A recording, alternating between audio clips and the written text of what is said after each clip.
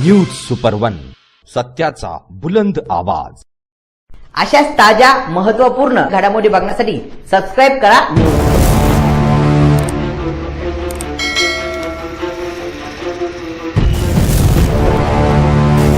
आता मी northern branch परिसरला आलोय।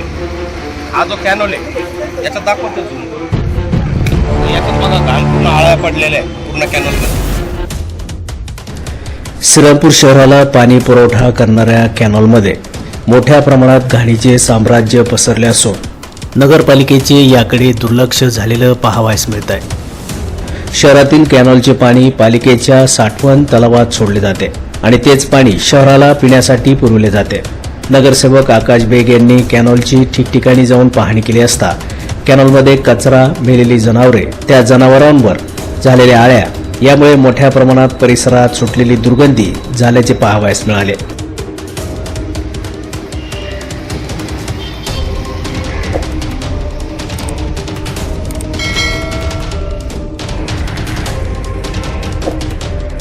त्यांनी लगेचच नगरपालिकेचे मुख्याधिकारी यांना फोन करून याबाबत विचारणा केली असता त्यांनी आरोग्य विभागाचे अधिकारी, सफाई कर्मचारी पाठवून स्वच्छ करून घेतले जाईल असे सांगितले।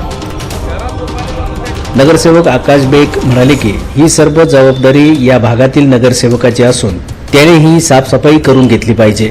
नगरपालिकेला जनता घरपट्टी, पाणीपट्टी भरते, तर तुम्ही त्यांना स्वच्छ पाणी पुरवठा केला पाहिजे। आता मी नॉर्दर्न ब्रँच परिसरला आलोय। हा जो कॅनोल आहे याचा दाखवतो तुम्ही। आता याच्यात बघा घाण पूर्ण आळ्या पडलेल्या आहे पूर्ण कॅनोलमध्ये आणि एक बाजूने ते दुसऱ्या बाजूला पण आहे जो पाणी आपल्याला प्यायला जातो श्रीरामपूरमध्ये। आता सीओना फोन केलाय। आता सीओनचं म्हणणं आलं का काही अधिकारी त्यांच्या आजारी कामगारमध्ये ॲडमिट आहे, ते मी पण बघून आलोय, पण दुसरे अधिकारी पाठवून ते स्वच्छता करून घेणार आहे। पण माझं एवढं म्हणणं आहे का या प्रभागाचा कोणी जरी नगरसेवक आला, हा त्याचा काम आहे काही व्यवस्थित सगळं करून घेणे, कारण की हा पाणी एकाला नव्हे तर पूर्ण श्रीरामपूर शहराला प्यायला येतो।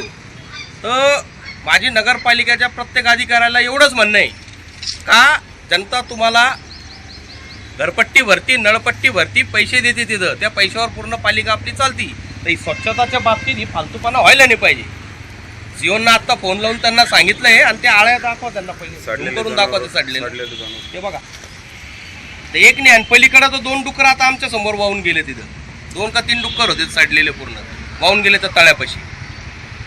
तर प्रशासनाने याला गांभीर्य घेऊन ही स्वच्छता करायला पाहिजे आणि रोजचे रोज अधिकारी पाठवून हे चेक करायला पाहिजे।